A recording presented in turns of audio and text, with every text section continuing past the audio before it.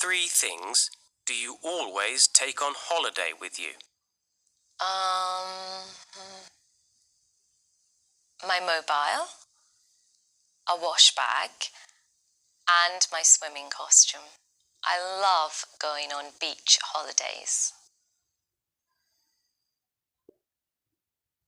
What 3 things do you usually take on holiday with you?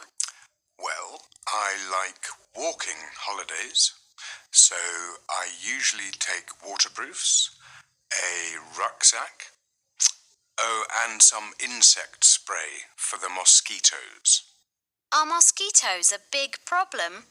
It depends where you go, but yes, some places have got a lot of mosquitoes, and they love me. What kind of holiday do you like? I like camping holidays.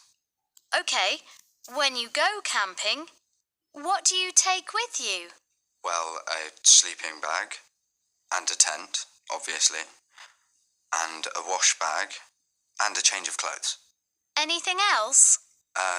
Yes, a torch is important and a penknife.